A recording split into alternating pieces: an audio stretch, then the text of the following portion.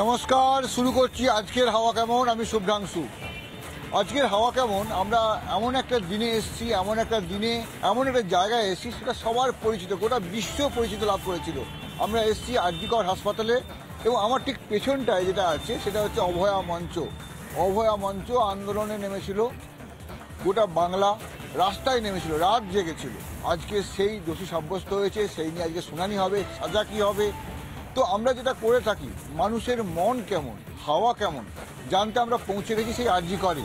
সেই আর.জি. করেই মানুষের কাছে এসেছি। আমরা সকাল থেকে এখানে অনেক আগে পৌঁছে গেছি, অনেকের সঙ্গে কথা বলেছি, দেখছি হাসপাতাল চলছে যেমন তেমনই চলছে, যা ছিল তেমনটাই আছে। কিন্তু আমার সাধারণ দ্বারা আপনি হাসপাতালে এসছেন, কী হয়েছে? আপনি অনেকদিন পরে এসছেন। মায়ের চিকিৎসা হচ্ছিল, চিকিৎসায় 6-7 মাস পরে এসছে। আজকে তো ওই সঞ্জয় রায়ের ঘটনা শুনেছেন, কিন্তু সেটা জানেন না? ওটা খবরে শুনেছি, সঠিক তো আমি জানি না, খবরে শুনেছি খবর বাড়তেছে। উনি কিছু শোনেননি, উনি কিছু জানেন না। উনি মানে হাসপাতালের ছন্দে আমরা সাধারণ মানুষের সঙ্গে কথা বলবো, যারা একেবারে বসে আছেন, যারা কথা বলছেন তাদের সঙ্গে কথা বলবো। আমরা একেবারে তাদের সঙ্গে কথা বলবো। ওখানে যেমন বহু মানুষ বসে আছেন। নমস্কার। কার শরীর খারাপ? আমার দিদার শরীর খারাপ আছে। হ্যাঁ, কবে এসছেন হাসপাতালে? গত পরশুদিন রাতের থেকে আছি আমরা এখানে। কেমন আছেন উনি এখন? অবস্থা ভালো নয়, চলছে। সেলিব্রাল হয়েছে, ডক্টর এখন 3 দিন সময় নিয়েছে, দেখুক আগে, তারপরে। হাসপাতালে কাজ সব ঠিক আছে? হ্যাঁ, ঠিকঠাক চলছে, পরিষেবা চালাচ্ছে এরা।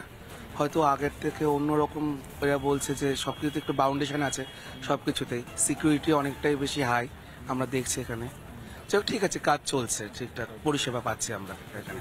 হ্যাঁ, একদমই তাই। তো এদিকে তো আজকে আবার আর.জি. করে ঘটনা আপনি জানেন সবাই। তো সেই রায় বেরোবে আজকে, মানে শুনানি হবে, সেই নিয়ে ঘোষণা করবে, সাজা ঘোষণা হতে পারে সঞ্জয় রায়। শুনেছেন তো ঘটনা? হ্যাঁ, সেটা কাছেই। দেখুন, রায়টা হয়তো আজকে আসছে, আমরা পাচ্ছি একটা রায়, আমরা পাচ্ছি ঠিকই, কিন্তু আদৌ কি যারা দোষী তারা সামনে আসলো, এটাই একটা প্রশ্ন করছি। রায়টা পাচ্ছি ঠিকই, একটা আমরা হয়তো এটা আমাদের একটা সান্ত্বনা পুরস্কার, হয়তো মেবি সান্ত্বনা পুরস্কার, মেবি, তাছাড়া আর কিছু বলতে পারি না। এটাই সান্ত্বনা পুরস্কার হয়তো, হঠাৎ হ্যাঁ দরকার আছে, চলো, হয়ে যাচ্ছে। বাট আপনার মতে কি বলে? আপনাকে আমি কোশ্চেন করছি, এইসব করুন তো, এত বড় এই যে কর্মকাণ্ডটা হয়েছে, তাতে কি কেউ একজনের হাত থাকতে পারে? এবার বুঝুন আপনারা, আমরা তো সবাই দেখছি, এটা আমরা সান্ত্বনা পুরস্কার পাচ্ছি, মানে আমি বলছি পুরস্কারই বলতে বাধ্য হচ্ছি, যে ঠিক আছে চলো আমরা দিয়ে দিচ্ছি একটা, হ্যাঁ হয়েছে একজনের দোষী, আমরা তাকে শাস্তি দিচ্ছি। কিন্তু এর পিছনে কি একজনেরই হাত, না আরো বহু আছে, সেটা জানতে পারলাম না। মানে প্রশ্ন অনেক, উত্তর নেই। উত্তর কিছুই পাচ্ছি না আমরা। এটা সান্ত্বনা পুরস্কার, একটা সান্ত্বনা পুরস্কার পাচ্ছি, ব্যাস এই। আপনি?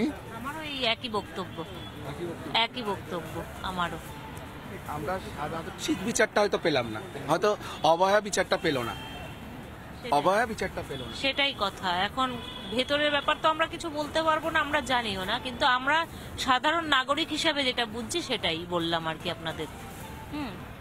এখন কিছু তো আমাদের করার নেই। এটাই বিচারটা পেল না, অবহেলা পেল না সঠিক বিচারটা, এটা হয়তো আমাদের মনে হয়েছে। আমাদের কি প্রত্যেকটা মানুষেরই একই কথা বলবে, এটা একটা সান্ত্বনা পুরস্কার, আর কিছু না। সান্ত্বনা পুরস্কার, হয়তো আরো কিছু আশা করছিলেন। নানা ধরনের কন্টেন্ট দেখার জন্য লাইক করুন, শেয়ার করুন আমাদের ফেসবুক পেজ, সাবস্ক্রাইব করুন আমাদের ইউটিউব চ্যানেল।